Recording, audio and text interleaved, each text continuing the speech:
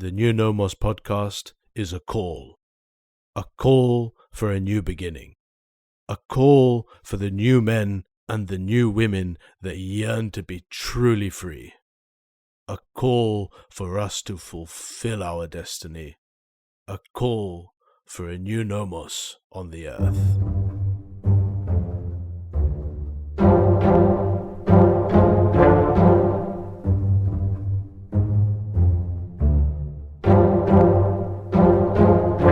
Welcome to the New Nomos podcast.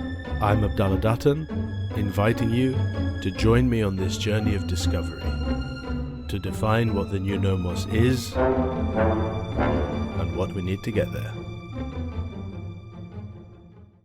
Following on from last week's episode with Nabil, we're heading back to San Francisco, and this time with Adisa Banjoko. He is an author, a museum curator, and hosts his podcast called The Bishop Chronicles, which explores the intersection between hip-hop, health, and fitness trends.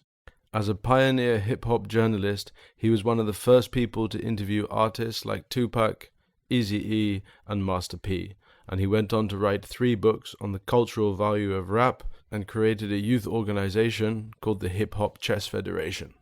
As a black belt in Jiu Jitsu, he was also serving as the head chess and jiu-jitsu instructor at Zaytuna College in Berkeley, California, and is currently finishing his latest book, A Dead Man's Diary.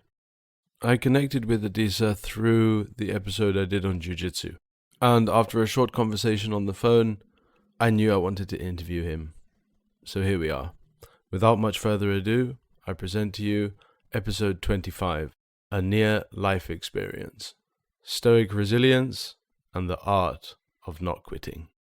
I'm really into understanding patterns any way I can. And the one pattern that I pulled from my life that makes it unique truly is that I end up being around the legends of various fields before they blow. Oh, beautiful. I don't know why.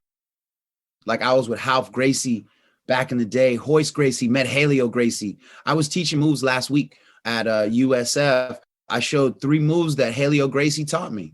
I met him one day. I interviewed him, Hoist, Horian, Hiron, and Henner. Well, Hiron was there, but he was a green belt, and he had a boot on his leg because he had like twisted his ankle, so he couldn't really train. But he still had a gi on. It's crazy. Amazing. You know what I mean? Like hip hop, same thing. Eazy E, right? I met Eazy E like the first week that Boys in the Hood dropped or something. It was brand new. It was not a hit. Tupac, he wasn't even in digital when I met him. You know what I'm saying? Like I met a lot of people, you know, Hieroglyphics crew, Dell, Mixmaster Mike, you know what I'm saying? Qbert. I made the second beat I ever made at DJ Qbert's house, you know what I'm saying? Like Wu-Tang, like I was cool with Jizza before Wu-Tang when he was the genius on Cold Chillin', and we just hit it off, you know what I'm saying? Like when he was on tour for Cold Chillin'. How long have you been doing your podcast?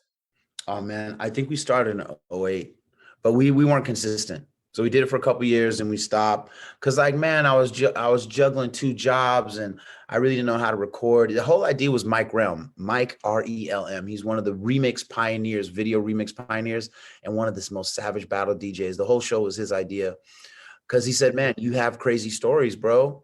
You need to tell them and do a podcast. So we did and we stopped. We did and we stopped. We did and we stopped. At some point we were getting around like 5,000 downloads or something like that, I think. And then I stopped, and then like I never really got my audience back after that. It was always really about hip hop and politics.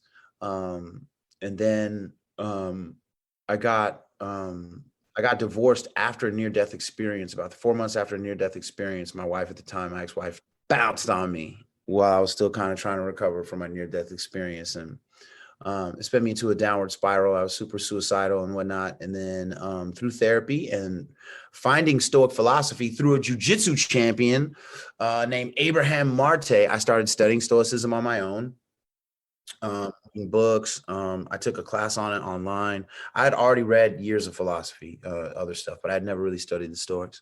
And then the pandemic hit and everything got crazy.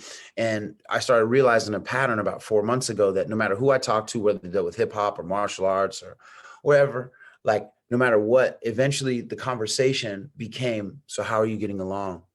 So how are you coping right now? Right? Because we got dead homies, you know, all kind of stuff. You can't travel. Homies might have lost their job or whatever. Plus the people who actually died from it that are in your extended family or who you know directly. And I said, you know what? I'm going to stop talking about hip hop. Because I'm an OG pioneer writer of hip hop stuff and whatever. But what I was finding was that, like, back in the day, you know, I would interview Nas, I would interview Gangstar or whoever, and now I was talking about artists that I didn't have access to, and I was like, I don't want to be that person talking about what album should be the best or shouldn't be. I don't want to talk about what I think an artist meant. I want to talk to him and I didn't really have the passion to talk to him, right? Like, when was the last time a rapper said something that really changed your perspective on life in a song? Been a minute, you know? When was the last time a rapper said something that really, in an interview, that made you go, damn? Like, I remember I had those moments with Chuck D, with RZA, with Nas, with GZA. I had those moments with Black Thought and and Common, right? But like, rappers are saying nothing often on wax or in their interviews, and I just realized how uninterested I was in it. But what I was interested in is what keeps people going. What I was interested in is how are people getting along and dealing with sadness and anger, and how are they getting along with their depression, and how are they getting along with this job market, and how are they getting along with their health. And so that became the Bishop Chronicles pivot towards Stoic philosophy and the art of not quitting. So, how does one nurture resilience? I think the way that you nurture resilience is hard, because I think it's very hard for human beings to give themselves credit for things. One time I was flipping through the television, which I used to watch a lot. I almost watch no TV now, but I used to watch a lot. And I remember I used to play this game with myself where I would see you can't even do this now just because no one watches TV in the old way, but like I would, like, someone would start a sentence and I would click the remote to have the sentence end wrong deliberately. It was my way of kind of playing like Mad Libs or something, like with myself, and I would create little stupid sentences, and I would do this for like an hour by myself. So strange. But one time when I was clicking through, I passed a Julia Roberts movie, which I don't watch Julia Roberts or her movies. But in this scene, whatever character she was playing said, have you ever noticed that it's always easier to believe the negative things someone says about you than the positive? I remember her saying that. I was like 21. And I was like, damn, that's so real. It is, right? And so years later, you know, that little grain of wisdom is just stuck in the back of my head somewhere. And little by little, as I got older, I started realizing that, like, you know, we do hold on to the negative things, right? Opinions about ourselves, opinions that other people say of us. Like if you're dressed, you're a pretty distinguished looking gentleman, right? You're going down the street, you got the new suit on, you know what I'm saying? And someone's like, but what's up with the shoes though, right? For the rest of that day, 2,000 people could stop you and tell you how great you look, and you would be sitting there sweating behind that smile because of the shoe comment. Right. This is the human being. This is what we do, right? Like, it's very hard to shake that off. And so I think one of the keys to being resilient is recognizing how beautiful and intelligent and resilient you've already been. People, we don't think about all the things that we've been through. If I talk with you about your life, like you talk about that whole situation in Mogadishu, like, bro, like I'm like, yo, I have no idea what I would do in that situation. If you talk to me long enough, you would get that same thing. But that's every human being that we meet. Every human being is uniquely resilient in ways that we often don't realize. And the first lack of recognition of resilience is our own, the things we've already survived, the times we already didn't get killed or, you know, get overtaken by a disease or, you know, just missed by a car or, you know what I mean? Like lost everything and built a new business after that. Like we're really a resilient species, but it's hard to identify. And then the other thing is, you know, I came across this guy named Talib Nassim, who has this concept that he kind of curated called anti-fragility, right? This idea that you have three things, basically. Is like you have the robust, which would be like a brick. If I put it in the street, ran over it, kicked it, a few cars hit it, it would still stay a brick. You know, the other things are fragile. That would be like a box. It's in the middle of the street. It gets rained on and ran over a few times, kids right on it, and it kind of crumbles, right? It's fragile. But that the human being is anti-fragile, meaning like if I gave you a 10-pound weight and I told you to carry it in your right arm for the rest of the day, no matter what you did, your arm would be really sore. But 3 months later, your arm would be super strong and your left hand would be weak, right? Because it didn't have to deal with that pressure, right? What Nassim says is that we are anti-fragile, that if you put stress on us, we will respond with muscle, right? But that also applies to our brain, right? So you can take someone like Malcolm X, who's a dope dealer and a cocaine dealer and a pimp, and he has to go to jail, but you lock him up with a bunch of books and he can come out completely capable of debating people at Oxford University, right? So the mind is anti-fragile. And so once I started realizing this, I started pushing myself more, to find my anti-fragility. And that helps a lot, but it's a hard thing, man. It's a hard thing to not quit in a world that wants you to conform all day, all the time, in different ways, politically, socially, spiritually, etc. Right. And then like, it's really deep because like, if you really check things out, like you can really figure out who you are by observing who you've conformed to. Mate, oh, amazing. Yeah. This, you've mentioned it a couple of times now. And it was this near-death experience that you had. Yeah.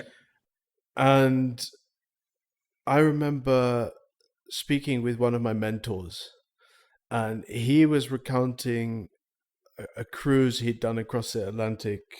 And the one day he was invited to sit down at the captain's table. And at the captain's table, there was the kind of athletics instructor on the boat. And he said to my mentor, he said, there is a very clear and distinct difference between those that have had a close call with death and those that haven't. And I remember that aspect, because it was that once you've kind of almost tasted death, everything or not tasted it, but flirted with it, everything on the other side of that event is almost like borrowed time. It's almost like you could have been gone, and you're very conscious of it. It's unbelievable, dog. And I want to. You've highlighted this fascinating life of yours, Yeah. and it sounds to me like at this point, boom, everything's changed. And I want to know about. I mean, I don't know whether you want to share what the experience was. If you ask me, I'll tell you. It don't matter. So, what was this near-death experience of yours? So what happened was, it's 2018. Let me set the table. 2014, I curated an exhibit at the World Chess Hall of Fame called "Living Like Kings: The Unexpected Connections Between Hip Hop and Chess." Totally blew up. You know what I'm saying? Ended up being the second biggest opening day in the history of the World Chess Hall of Fame, beating Bobby Fischer's own exhibit, which was just about to close. We beat Bobby Fischer. What? Hip hop beat Bobby Fischer. So 4 years later, I get a bigger opportunity working with Mike Realm and and a woman named Susan Barrett, who was originally at the World Chess Hall of Fame. We did a second exhibit called Respect, Hip Hop, Style, and Wisdom 2018, killing like 100,000 people came in like 6 months to that exhibit at the museum in California. It was crazy. You should look into it. Both of them were nuts. Anyway, I'm in the middle of that. Mike Realm created this sick, like half-hour, like visual documentary of hip hop history. That's all in a video mix. There's Wu-Tang, there's Bruce Lee, there's all kinds of stuff. It's going down. People are loving it. We got a lowrider in the museum, like crazy stuff. In the middle of that, I'm teaching at a high school, and I'm also teaching at Zaytuna College. I was the head instructor of Jiu Jitsu and chess at Zaytuna until the pandemic hit. Anyway, in the middle of that, I'm starting to have these bouts where I'm fainting. I don't really understand why, but it's only happened when I stop. Like if I'm walking down the street and I stop at the corner, I could just drop. And so I had these things where I was like collapsing like a puppet. You know what I mean? And so, but I'm catching myself before I hit the ground. So like I'm like dropping, and then like I'll wake up and be like, bing, and I'll save myself. But several times I almost hurt myself. One in particular where I was washing my hands, and my body dropped, and my face, right before it hits the sink, I catch myself, and my legs just spring up like Superman, but I like almost headbutt the mirror. You know what I mean? Because of the angle that I had fallen at. And so I go to the doctor on like a a, a Thursday. And so when I go in, the doctor's like, "Oh, I think you have a slow bleed. Why don't you let us take a blood test, and then we'll see what's going on?" I'm like, "Cool." So I go down for the blood test, and when I go up to the lady, the nurse is like, "Oh," I'm like, "Oh yeah, I'm here for a blood test." She's like, "Oh, okay." She was like, "Sir, do you want a wheelchair?" I said, "What?" She was like, "Do you want a wheelchair?" I was like, "No, I'm quite fine." She was like, "Okay." And she goes, "Wait a second." And she nudges the other nurse. She goes, "Doesn't he look like he needs a wheelchair?" And she takes her glasses off, kind of looks over her nose. She's like, "Are you sure you don't want a wheelchair, sir?" I said, "I'm fine, but thank you." And I chuckle. I go sit back down. And then when I sit down, I'm like, "Oh my God, bro, you must be dying." No one knows what a man about to die looks like except nurses. And they both asked if you needed a wheelchair. So now I'm like, damn. So then they're like, "Oh, number, 57. So I go over, and the lady's like, "Oh, okay, let me do your vein." I'm like, "Cool. I got good veins. My veins are very pronounced." She's like, "All right, cool." She's like, "Oh, quick question." I said, "Yeah. Do you want a wheelchair?" I said, "I don't know why everyone's tripping, man. Like, no, but I appreciate you." So I put my arm out. She can't find a vein. It's the first time. I have veins that stick out. Like right now, I got veins that stick out. So she's able to find the vein. She gets the thing. She's like, "Do you have someone with you?" I'm like, "Yeah." My ex-wife was waiting for me. I was walking across the street. The sun is up and back to my left. I feel fine. And I feel the warmth of the sun. And then it hits me, bro, like a weakness that I can't describe. I'm still walking. I never broke stride, but I got in the car and I knew I was bad. Next morning, get a call right before I get ready to go to work. It's the hospital. It's the doctor. He's like, "Yo, what's up?" He's like, "Hey, I need you to come in. You do have a slow bleed and you don't really have a lot of blood in your body, and we need to get you here. I got your name at the front desk. Go to the emergency, and I'll see you soon." But he's like, don't not come in today, because like you'll die today if you don't come in. So I'm like, "Okay." So get in the car, go to the hospital, check in. I take a first bag of blood. It doesn't work. They're like, "All right, we got one more bag, homie. And if this don't work, you know what I'm saying? We need to know, like, do you need like like that's deep." And they'd be like, "Yeah. So do you want like last rites?" I was like, "What?" They're checking you in. Do you want last rites? Like, cause like you might not make it. So then they're like, "Do you have a religion?" I'm like, "Yeah, I'm Muslim." And they're like, "Muslim?" Like a question, like Muslim, right? And you start really, right? "Yeah, I am Muslim." "Yeah, right. Okay." So then the second bag comes in, and I'm like, "Yo, man, like this is crazy." And they're like, "Yeah, if the second bag doesn't work, it's all bad." So later, my ex-wife told me that she was coming in and out of the rooms, and there was like some doctors out in front, and like some suits, some admins, and they were talking about whether or not they could do surgery on me, and she was eavesdropping. So he said, "So what do why don't we just cut this guy open?" And then the admin's like, "You can't cut him open." Like, "Why?" It's because you don't know why he's bleeding. If you open him up and he bleeds more, he's gonna die on the table. Just he'll die. He'll bleed out because you don't know what's causing it. And he's got too little blood for us to go in. So then another doctor was like, "Well, why don't we take a scope and put it down his throat and see what's happening?" And they're like, "Well, you can't do that either because he has so little blood in his body that if you go down his throat with that little blood, you could trigger a heart attack. So you can't do it." And so like she heard that, but didn't tell me until I got out. So I'm there and I start meditating, doing zikr, which is, remembrance of God. It's a form of Islamic meditation. And I got myself into this state that I cannot explain. I've never been there before. I've never been since. And I received what I call 2 stamps, 2 clear messages. The first message is be a better husband and father, which if you knew me would be easy. So it's not like I'm like, you know, Chris Brown and Ike Turner, you know what I mean? It's like, you got to be a better husband and father. I'm like, cool, good message. Got you. We're on team. You know what I'm saying? I feel pretty close to the project already. Looking forward to finishing that out. You know what I'm saying? Got a wife and 3 kids. And then the other message is improve your sincerity when you thank people, because everyone who helps you is me. Wow. And then my eyes opened up. And so I'm looking at my ex-wife and I'm like, hey, she's like, hey. I was like, the craziest thing just happened. And then like a nurse comes up and is like, oh, you know, we got to fiddle with your arm, you know, da da da. And then she's like, okay, you're all done, sir. And I said, hey, nurse. She's like, yes. I said, I appreciate you.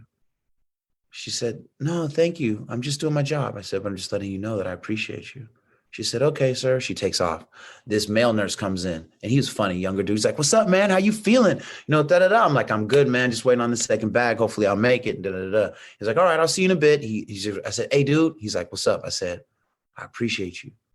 He said, oh man, I'm just doing my job. I said, but I appreciate you. He said, okay. Took off. My ex-wife was like, babe. I'm like, yeah. She's like, what's going on?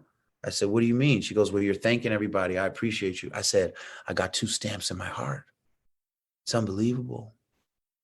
I tried to tell her, but I'm sure I did a horrible job. She probably just thought I was losing my mind. And then at that point, in general, I was unafraid to die after that. However, in reflection, I remember I hadn't slept and people kept waiting for me to sleep. And I thought it would be disappointing if I died in my sleep, you know? And so the nurse came in, she was like, I think East Indian. And she was like, good news, sir. I was like, what? She said, the transfusion worked. And I just fell asleep. So weird. So the next morning they go down my throat and I had all these bleeding ulcers. But it was okay because all I needed was antibiotics. They were like, oh, you have bleeding ulcers from a bacteria that was in your intestines. And we think that it was dormant for many years, but we're not really sure when it became active. But what was happening, because I was older and working like 2 and 3 jobs, because I had Hip Hop Chess Federation, plus I was a jiu-jitsu teacher, plus I was a high school teacher, I was always afraid I was going to have a heart attack. So I was taking aspirins. Well, aspirin is the food of the H. pylori bacteria. So every time I was taking an aspirin, I was feeding this bacteria unknowingly. And then I grew it in my intestine, and it created all these ulcers that were forcing me to bleed without really knowing. So on Saturday, they released me, right? So it's like, oh, you're about to die. And then next thing you know, you're sitting in a Panera restaurant eating a broccoli cheese bowl and out of a bread thingy, and you're like, what the hell is going on with my life? And then I was just like, yo, you almost died, bro. God gave you 2 messages. Well, that's cool, because life couldn't get any worse. You almost kicked it, and now you're here. Allahu Akbar. Life is good. So I go back to the museum. I went back to work on Monday. Wow. Right? Which is insane now. Right? I went back to work. I'm teaching jiu-jitsu, bro. Okay. And I was teaching jiu-jitsu at the high school, right? And chess, whatever. And I'm teaching it in college, you know what I'm saying? And like, I'm having a hard time. But I'm doing it, you know what I mean? And then out of nowhere, ex-wife starts tripping, big arguments, and she bounces. And she takes my kids, and my whole sense of identity collapses, right? Because if you knew anybody that knew me, or anybody, you know, I'm known as like the chess and jiu-jitsu weird guy, but I'm mainly known as like the active, you know, husband and father, you know what I'm saying? and now that's gone, right? So I'm having like these psychological reactions where like I'm having full body hives. Like sometimes I can't have a gi on because some space in my body is so broken out with hives that I can't wear clothes. I can't have a gi on. It's weird. So, you know, from the emotional withdrawal, right, of not being around your kids and not really knowing what's going on, and you're arguing, you know, you're getting served with divorce papers, and you know what I'm saying, and you almost just died. So you're still like, well, you know, if I got these stamps and, you know, be a better husband and father, but then my family is gone, like what kind of weird joke is that from God? You know what I'm saying? Like, and so I'm like crazy suicidal and whatnot. And then that's how I kind of you know, I was having a really bad day after my ex-wife left, and I was supposed to go to Heroes Martial Arts where I do jiu-jitsu, and Abraham Marte was there. He's just an amazing world champion and savage, and me and him have been going back and forth on IG, but we had never actually met. And he was like, yo, I'm coming to Heroes, it's good, come through. I was like, all right. And then I didn't go. And then he called. He's like, what's going on? I'm crying. I'm like, yo, you know, my wife left me. I don't know what's going on. I don't even know where my kids are at. You know what I'm saying? It's crazy right now. And, you know, I think she's going to leave me and blah, blah. And he was like, bro, you got to be more stoic. I'm like, what? And he's like, you got to be more stoic. And he was like, my life's crazy too. And he started telling me all this crazy stuff that was going on in his life. And he was like, but you got to keep going, and you got to you got to study Stoicism, bro. And I'm like, okay. So I start looking up Stoic stuff on YouTube.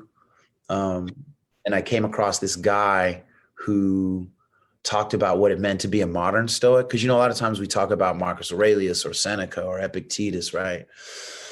But we don't really, you know, like that is not Stoicism in and of itself, right? Stoicism is a bunch of like mental practices, you know what I'm saying? And so like, it took me time to kind of figure out what the practices were. Then I found Donald Robertson, who has an amazing online course on Stoicism. I took that course, and it's with that and therapy and all this other stuff that I really start bouncing back. And, you know, obviously my suicidal thoughts, you know, go away, and, you know, I'm working out. And what was interesting is, you know, when people get divorced, like there's usually two kinds of things that happen, right? Like one person, like, starts going to the clubs, buying a car, you know, new hairstyle, right? New lover off top, everything's cool. They pull up, you're like, what is wrong with this dude? Why is he doing this? Right. And the other thing is, you know, the other person like disappears, right? I was the disappearing person. So, you know, I had to like just lay low, and I used Stoicism to get clear and kind of outline my resilience, rather, through the depression and the inner darkness, you know, and you know, I joined like Codependence Anonymous, you know, which was really good for me. And I started really getting back into my jiu-jitsu, you know, and, you know, during that time, like I was not sleeping, like I was sleeping like 3 hours a day.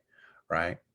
And people were like, yo, dude, like you're gonna die, bro. Like you got to sleep. Like you just came off this, you know, this infection, and, you know, you're always working, you're never sleeping. And so what happened was, you know, the anxiety and the depression would keep me up so late. What I started doing was like working out. And I was like, yo, if I think about my marriage too much or how much I miss my kids, like I won't sleep. So if I thought about them too much, I would start doing push-ups and crunches and sets until I would force myself to collapse and sleep. So as you can imagine, I got really yoked. And so like I became super strong. And then like one of my friends was like, yo, do you want to work at the UFC gym, like teaching jiu-jitsu? I was like, yeah. So then I started doing that on Fridays, which was good. It took up a lot of my time. And you know, the reason why I started doing the push-ups is like I need to start triggering my pleasure endorphins, right? Because my pleasure endorphins are not active because I'm in this empty apartment. I see my kids' clothes, but I don't see my kids. I see pictures of my wife, but I don't know where she is or what's happening right now. And so I would just start working out to find how to trigger my pleasure endorphins. Then later that kind of looking into different things that did that, I started learning about like how your gut biome has a lot to do with like your joy, you know what I mean, and how your brain processes things. Mm. So I started really getting into that, and then I started working out more. And you know what I realized is like sometimes when like a marriage ends, um you know, you'll try to figure out like who you were, and like some people come out of a marriage and they become like some totally different human being, right? But I actually realized that I became more of who I always was: more philosophy, more Islam, more jujitsu, right? More meditation, right? More of the things that I already was. And so in that way, like my joy just became like several bajillion fold. And even now, like my life is filled with so much joy. Like at times I almost feel guilty that the relationship ended because I'm so happy, but like you're really not supposed to be happy when it ends. You know, you read about and you pray and hope of, you know, this deliverance from immense pain, right? For a healing, Mm. right? And then you get the healing and it is that way, right? It is that way. I've had friends tell me, like, yo, I've never seen anybody bounce back from a divorce like you did. Like you just like shook it off.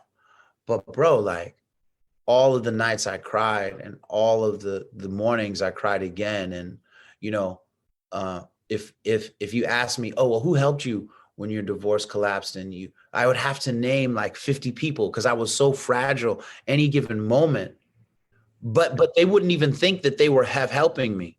They were just, you know, I saw them and said hello, right? Yeah. But that hello carried me through.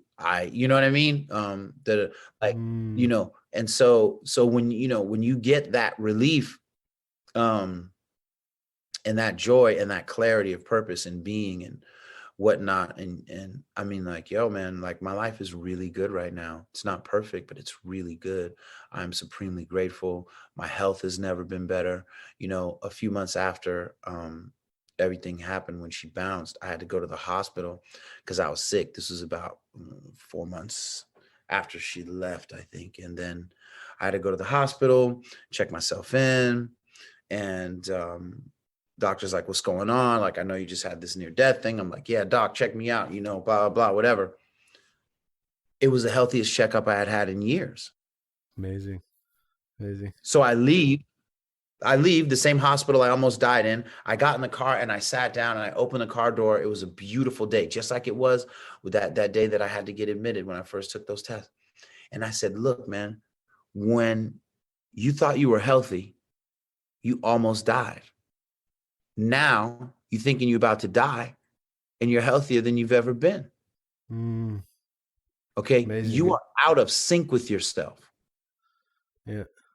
Like if you don't understand that, you better understand something, right? So I started really trying to work on knowledge of self. And that's where the Stoicism really helped me out. As I got deeper into the Stoicism, I saw it plug into different concepts that I was getting from Imam al-Ghazali, Rumi, right? And Attar and Sufism. And so I saw them as kind of um, partners, Stoicism and Sufism. Mm. And so I started really kind of looking more into both. I will have to say that on the 12th of February, I'm giving a lecture on Stoicism and Sufism at Stanford University. I was invited by Professor Greg Watkins, who runs the uh, Graduate School of Philosophy there, and he invited me to come talk about Stoicism tomorrow, and I'm excited about it. I will also say, though, that I consider myself to be an aspiring Stoic and an aspiring Sufi. I am neither, Mm. you know, because I think it's important to make that clear.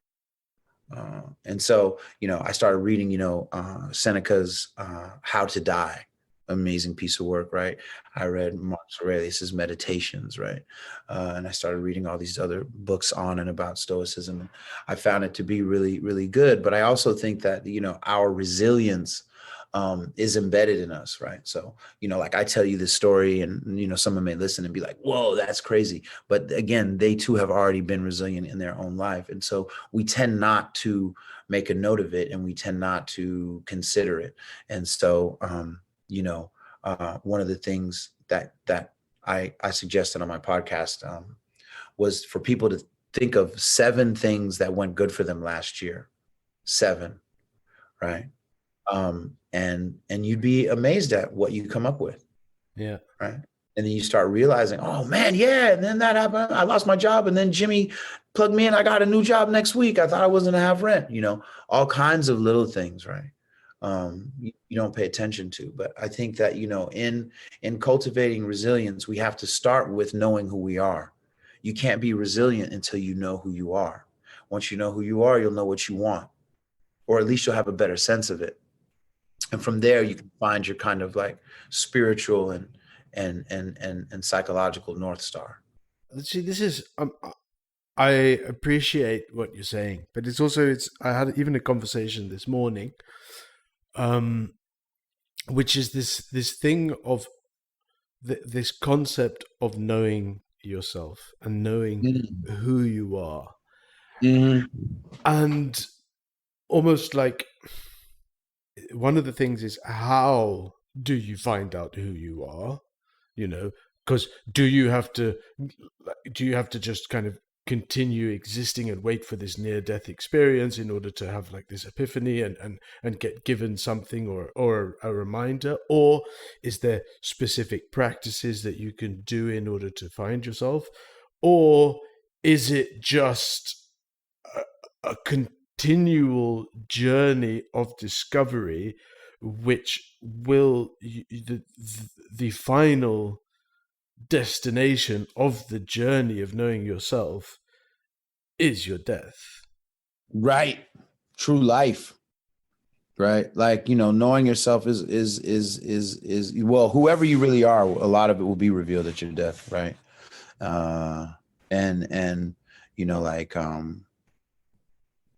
As far as knowledge of self goes, when you're Black in America, from my generation, I'm 52. Like knowledge of self was this explosion that came, with the advent of Public Enemy and the Malcolm X, movie by Spike Lee, right? And a lot of it was connected to a mix of Islam and Black history, right? So it'd be like, does this brother have knowledge of self? And be like, he don't even know who the original man is. This is how Black people talk among themselves, right? The Black man, the original man, and the father of civilization. And, there's very specific words that would come out of like Nation of Islam, stuff, and Pan-African stuff, he don't even know what Kemet is, like ancient Egypt, right? You know what I'm saying? He don't even know about Akhenaten and, the Moors, and it was this whole thing, right? But, and I came from that era, I was very pro-Black, I was very militant, and then like, as you get older though, like those things, while being a great source of mental inspiration, do not suffice. And so knowledge of self changes, and it then becomes like, what foods are best for me, right? What things should I actually not drink, right? Whereas before you would just eat and drink anything, right? Knowledge of self, like, what foods am I eating? What medicines? How do I heal, right? How do I bring myself peace? And so I think now in this phase, right? So that first phase, when it was just about history and dates, probably would have been from about like, 19 to about like 25. Then I would say like, from 26 to like 45 or whatever is more about, just kind of understanding your body, what workouts work for you, you know what I'm saying? But then when you get to be over 45, you start really recognizing that, you know what I'm saying? Like, I lost more people between, I would say, like 2019 and 2021 than at any other part of my life. Wow. You know what I'm saying? And none of them died of COVID. All of them died from,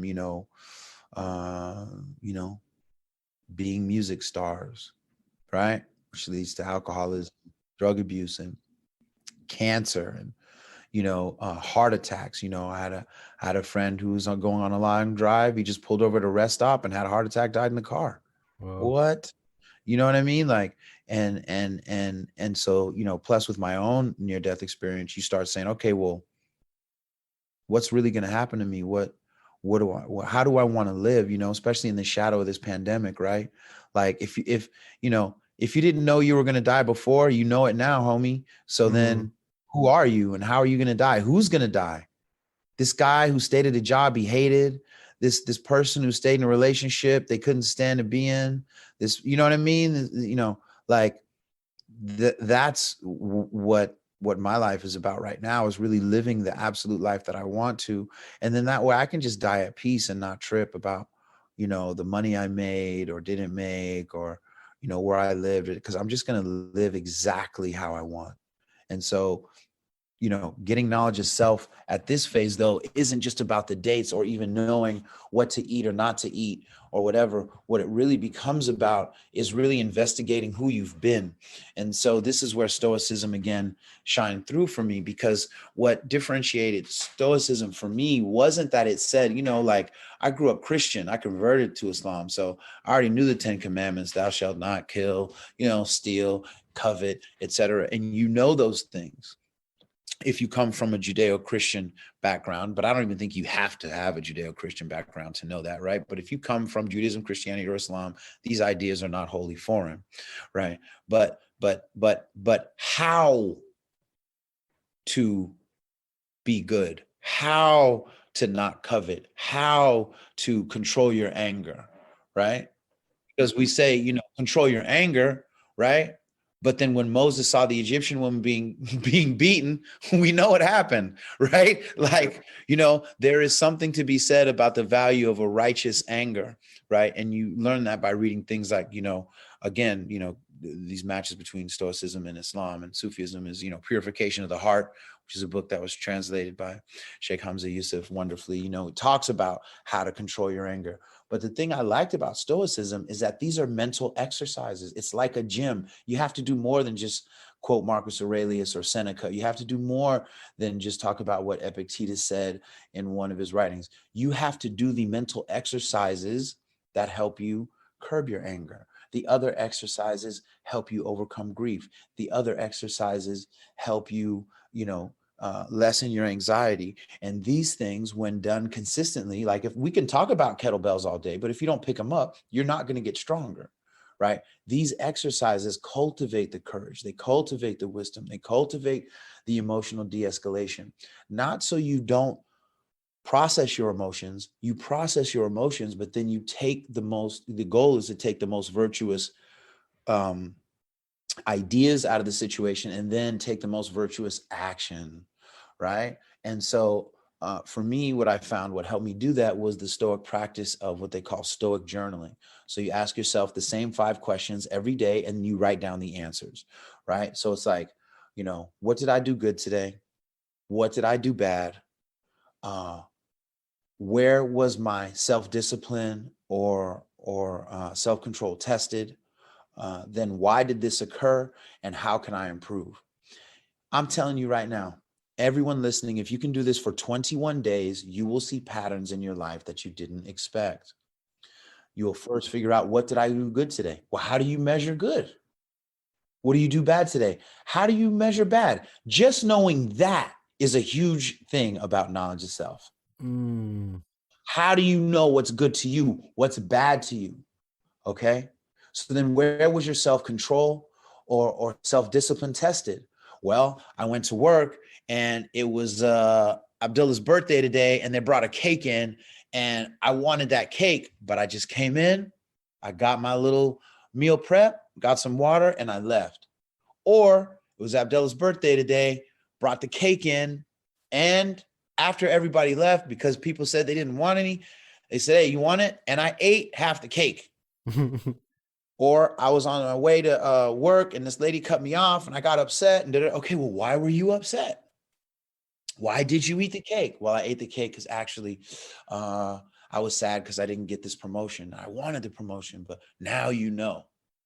Or why didn't you eat the cake? I didn't eat the cake because I've been feeling so much better since I've been doing the meal prep. And even though I haven't been doing the exercises, I wanted to at least hold on to that discipline. Okay, well, why did this occur? Then you can go into that. I wanted the discipline because I've been feeling better, right? You can go through it. And then how can I improve?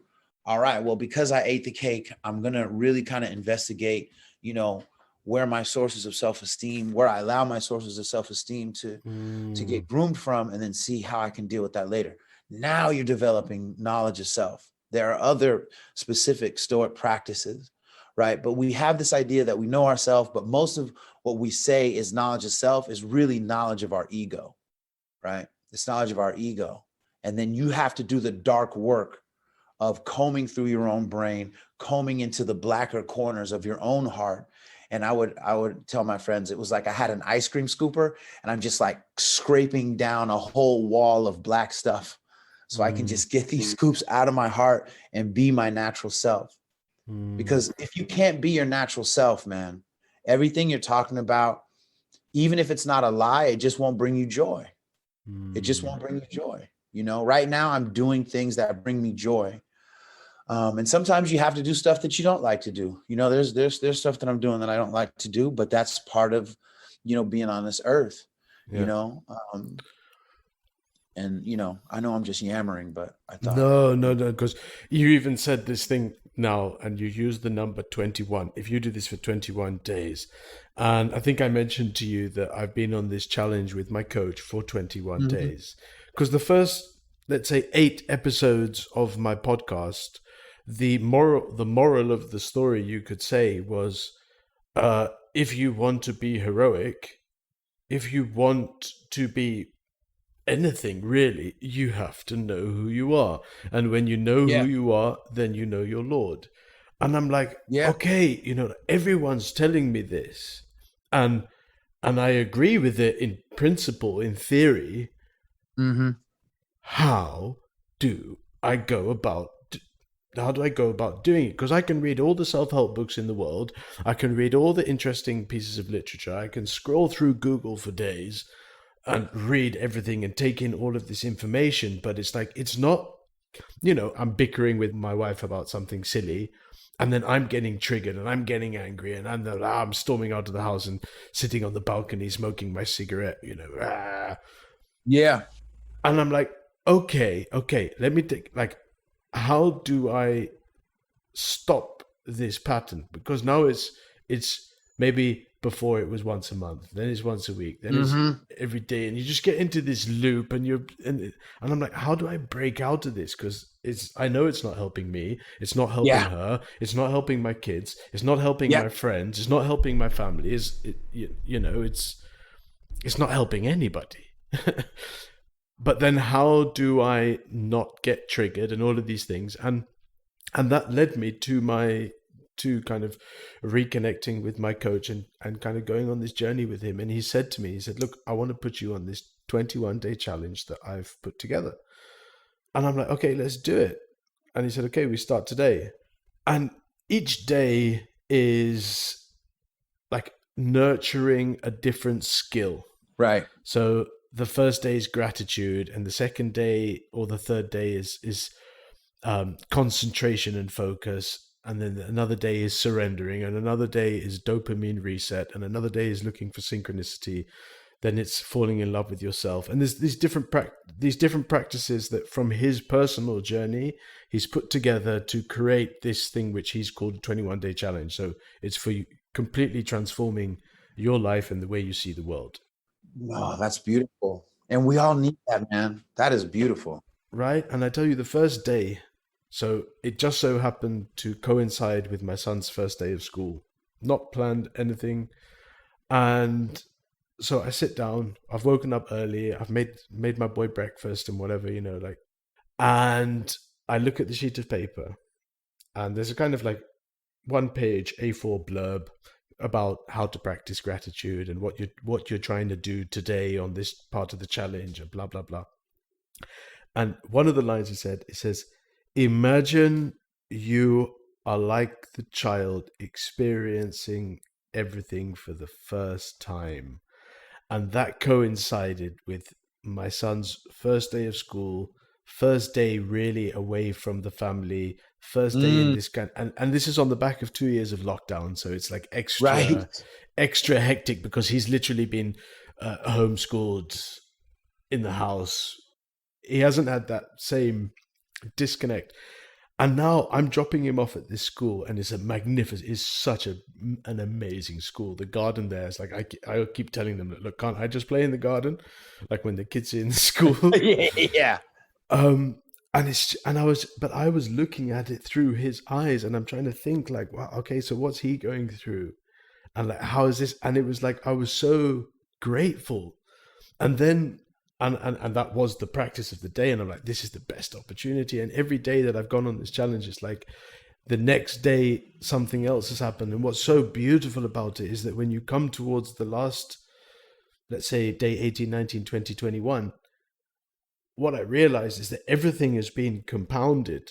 So day one's gratitude. So because you're nurturing gratitude, in day three, when your main focus is on concentration and like being more concentrated, but it naturally leads you.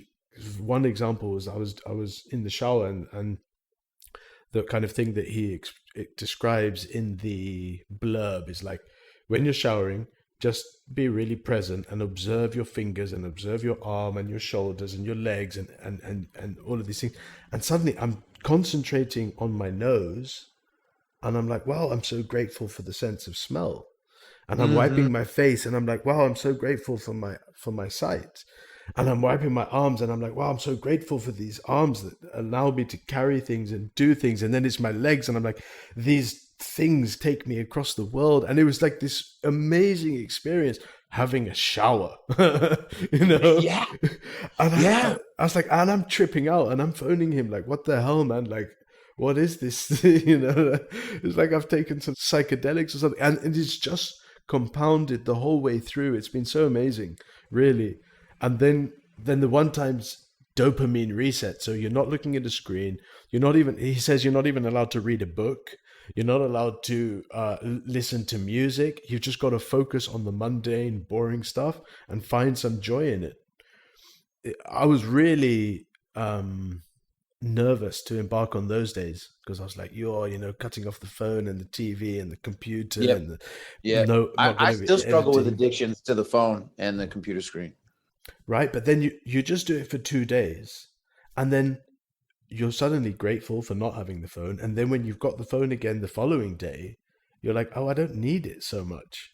Like Yeah. I don't need this fix. I can do it but I'm conscious of it. And what a journey this 21 days has been. I'm so happy for you, man. I hope other people seek these kinds of things for themselves because it's really important, you know. Mm, Of all the times where I've really tried to cultivate gratitude. That's been a big thing after my near-death experiences. My gratitude is right, through the roof. right. And if anybody is around me long enough, they'll start telling people they appreciate them because I do it all the time.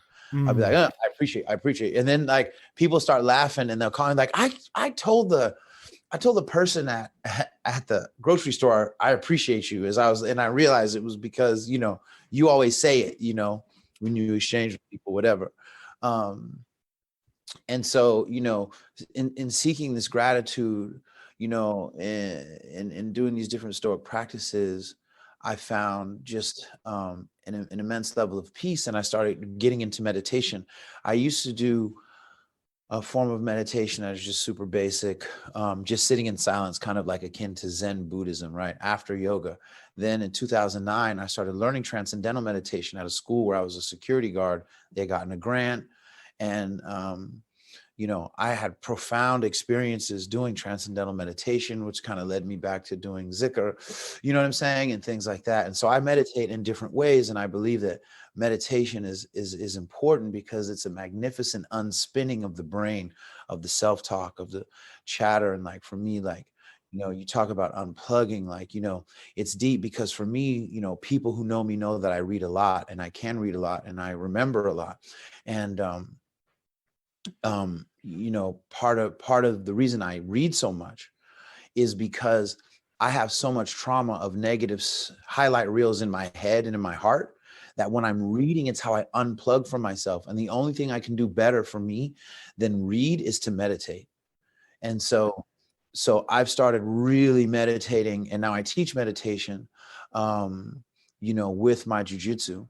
And anybody who does jujitsu with me, they know that like you're probably going to end up meditating twice in class. You know what I mean? amazing. in different ways because, you know, we don't take the time to unspin. We can't even know who we are if the music's on all the time. We can't know who we are if we're watching other people tell us how to dress and what to want to eat and drive, right? These kinds of things are a really big deal. So you talked about the dopamine reset. At one point last year, I was in Scotland, far away in this area called Kinloch Rannoch. And my fiance and I were in the middle of this faraway place, had a stream behind it.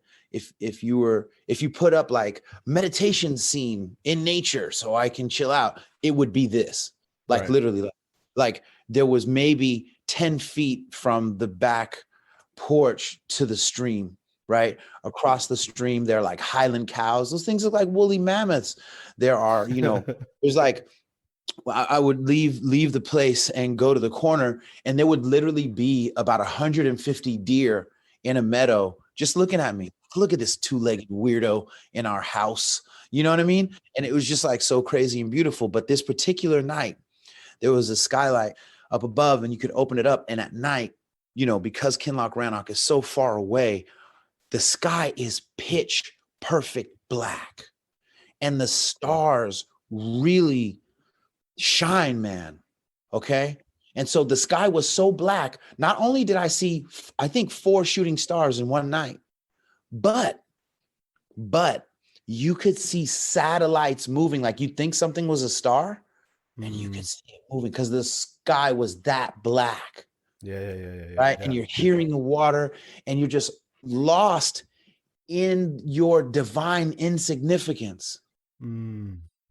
But you can't feel that with the light pollution. You can't feel that in the cities. You can't feel that, you know, unless you let yourself be alone and be still enough to hear yourself, you know, and we don't allow ourselves to have those sacred moments within, you know, because we're too busy trying to catch up to everybody else, you know, and it's troubling.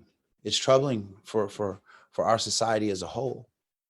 You said something interesting earlier. You said about that you started your meditation with very simple meditation of just sitting, and you just brought back a memory. I was sitting with my sheikh, Sheikh Abdul Qadir, in his library, Rahimullah, and What a lucky man. oh, his library was something, really something, and he would ask me to get the books because I knew his library like the back of my hand, and he asked me to get Shobo Genzo.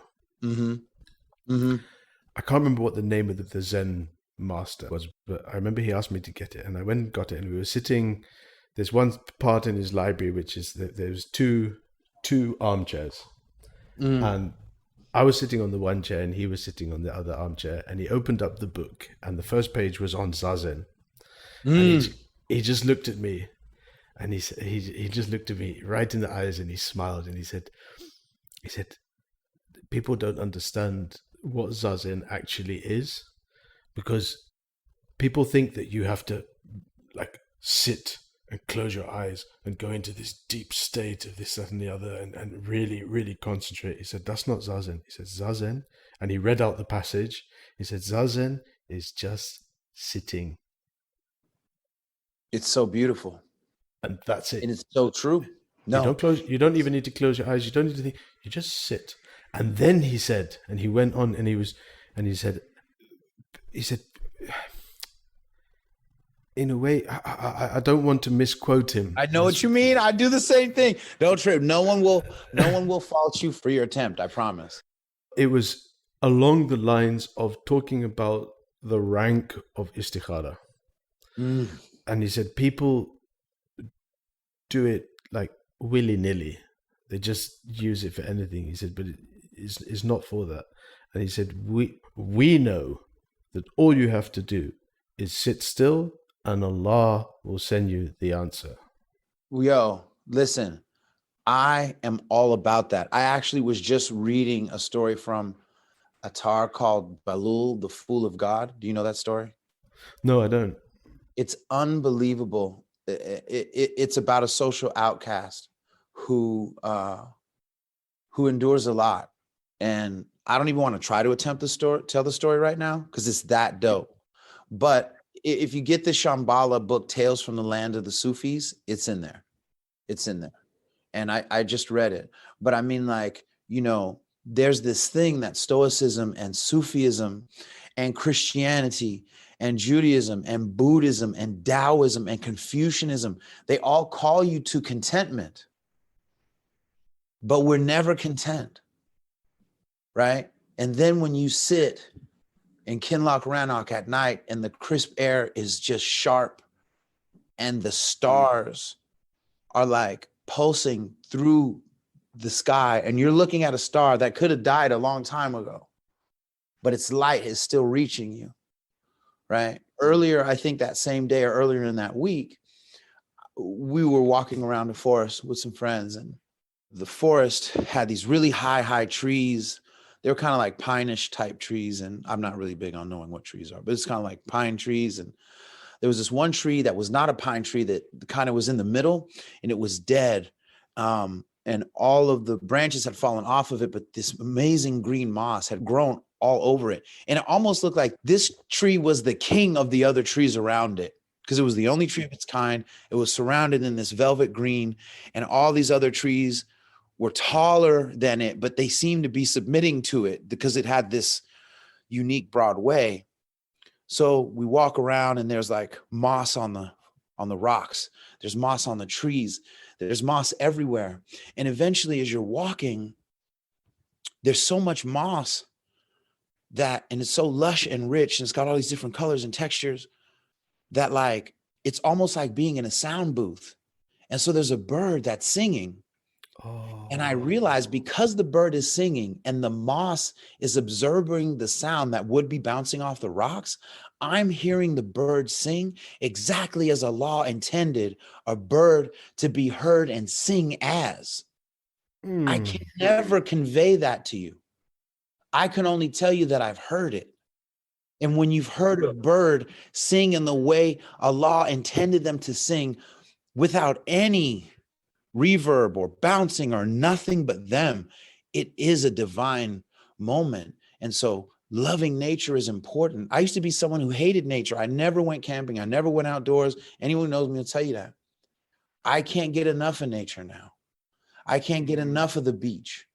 I can't get enough of walking through forests, because these things are also how we get that knowledge of self. You mentioned Sheikh Hamza Yusuf. Yeah. Are you in close contact with him? Do you speak to him regularly? Or? You know what? No, not really. Just because, you know, he's always traveling, and I actually don't live near the university, and I'm quite the introvert.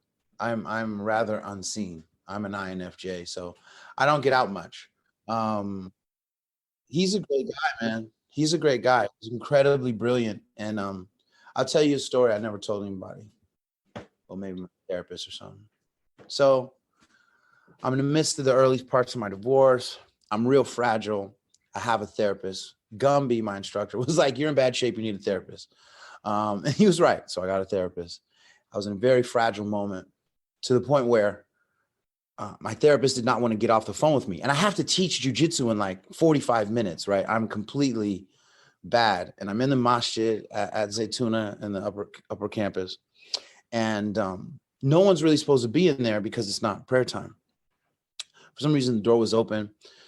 Our session's up, but she's afraid to get off the phone with me because she's like, this guy might harm himself. And somehow Sheikh Hamza walks past and he can see that there's someone in there, but he doesn't know. He can't tell. There's too much distance. So he comes in. He's like, "Hey, assalamu alaikum." And I was like, "Wa alaikum salam." And like my eyes are all puffy. I look ridiculous. And he's like, "You know, no one's supposed to be in here right now." And I said, "I know, it's me, it's Adisa." He didn't recognize me because probably my face looked crazy and there was too much distance. And so I told my therapist, I was like, "All right, I'm gonna get off the phone now."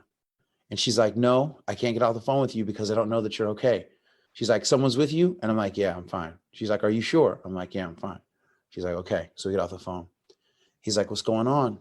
And so I told him everything that was happening, and he told me these two amazing stories that dealt with Islam and love. And he was like, basically, telling me that, it would pan out for the better if I just allowed it to, kind of, right? And that heart's change, and that the pain I was in right now was not going to be a pain that, lasted. And so I believed him. So I hadn't seen him for a couple months. I'm teaching, doing whatever. And I was having somebody let me into the training area, and I saw him. And by now I've been studying Stoicism and all this other stuff. And he's like, "Hey, Assalamu alaikum, how are you?" And he can tell, he's asking me how I am, but he knows I'm much better, right? He can see I'm smiling, I'm, upbeat, and I'm so much better. And he goes, I'm so happy that you're better, because I could see you were in a lot of pain. And I said, I know, thank you. And he said, the Greeks have a saying. And I said, amor fati. He said, yes. And we laughed and start talking about the Stoics. And that was even more, right? A reminder of this synergy between Islam and Sufism, specifically in Stoicism. And so, that thing of loving your fate is so crazy, because it's so hard to love your fate when it looks like you're going to die. It's so hard to love your fate when all of your identity that was wrapped in a marriage and a life with these kids doesn't exist any longer, right? It's so hard. But man, I will say that, I wouldn't want my life to be any different than it has been.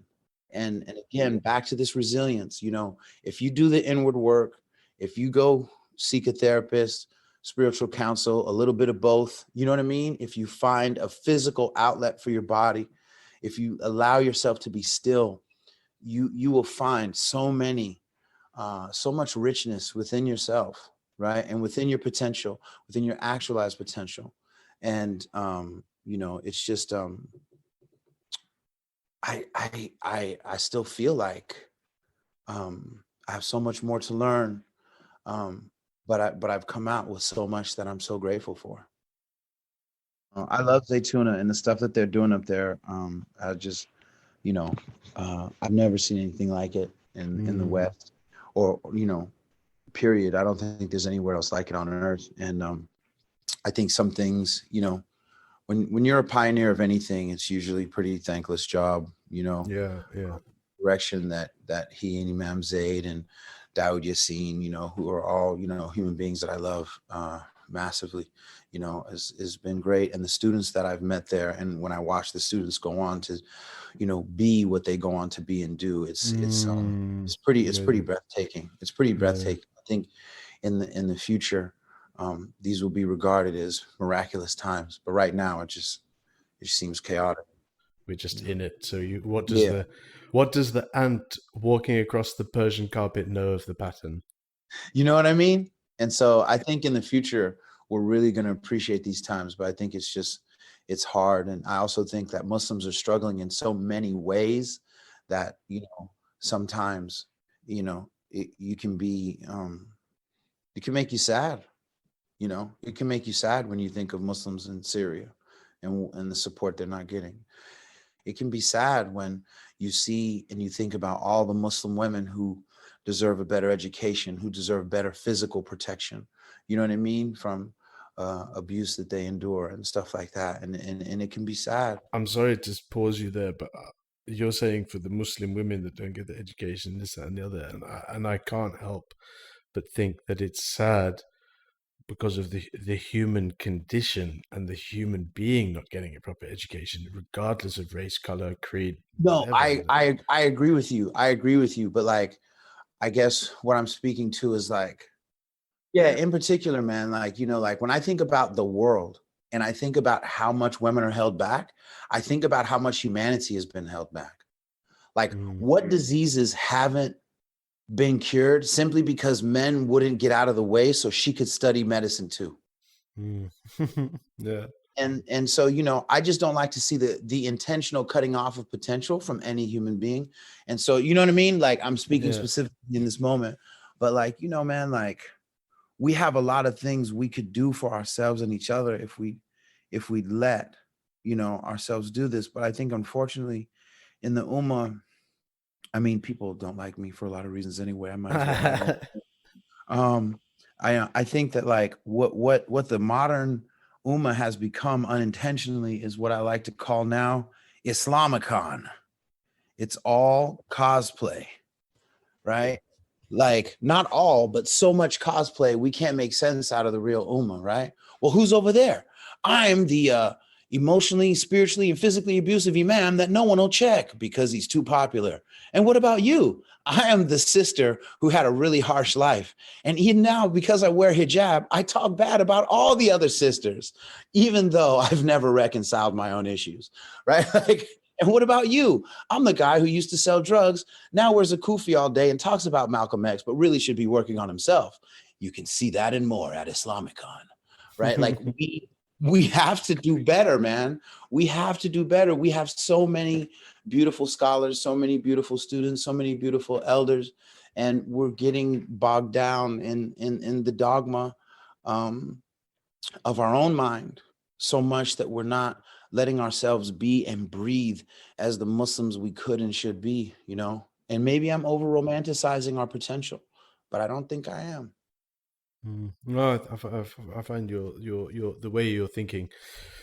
There's so much synchronicity, but to kind of close off, I don't want to leave it on a negative note. Yes. I want to kind of really, from your life and your journey and your experience, with what you've explained, what essence would you like one of the listeners to leave with? That it will sound cliche-ish, but taking advantage of this moment is the most important way to change whatever you want to change, to find whatever you want to find, to go wherever you want to go. I have found myself in the most unusual places in the last 3 or 4 years with people I had never intended to meet, doing things I didn't think I was capable of. But what I did is, little by little, I took more and more of the moment I was only sure of. And that moment is right now, and we squander time believing that we have access to it forever. And life is so short.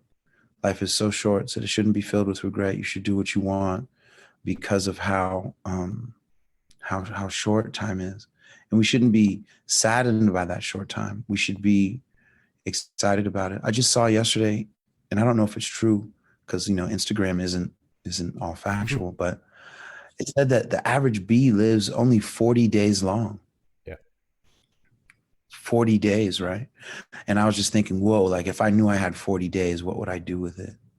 You know what I mean? Like, you don't have to wait until your life is threatened to appreciate now. You don't have to wait until everything crashes to give thanks for what you have in this moment.